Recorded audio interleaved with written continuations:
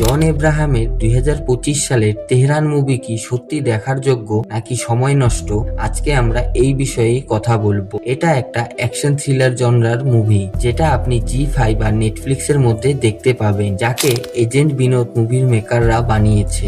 এর গল্পের কথা বললে, এক অফিসার 2012 সালে দিল্লিতে হওয়া বোম হামলার তদন্ত করতে গিয়ে তার জুড়ে ফেলে আন্তর্জাতিক ষড়যন্ত্রের সাথে, যেখানে ইরান আর ইসরায়েলের লড়াইয়ের মাঝখানে এই অফিসার ঢুকে পড়ে। জন এব্রাহাম চরিত্রে এসিপি রাজীব কুমারের ভূমিকায় একটা ডার্ক ক্যারেক্টার প্লে করে। এছাড়াও সে মানুষের কষ্টও বুঝতে পারে। এর মধ্যে থাকা সিনেমাটোগ্রাফি একটা হাই লেভেলের স্ট্যান্ডার্ড স্পাই মুভির জগতে যোগ করে, আর ক্যামেরা অ্যাঙ্গেলও কিছু নতুন প্রচেষ্টা দেখায় অ্যাকশন দুনিয়ার, যেটা সত্যিই খুব ভালো।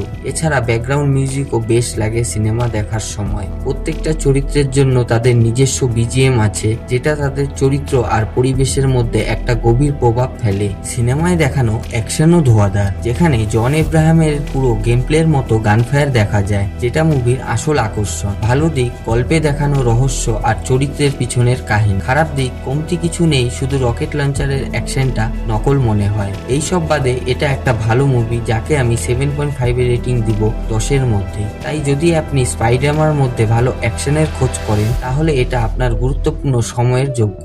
এখন আপনি যদি এই মুভি দেখে থাকেন, তাহলে আপনার কেমন লেগেছে এই সিনেমা কমেন্টে জানাবেন। আর ভিডিওটা এতদূর দেখে থাকলে চ্যানেলটিকেও সাবস্ক্রাইব করে দিবেন। আমি থিনম্যান, দেখা হচ্ছে পরের ভিডিওতে।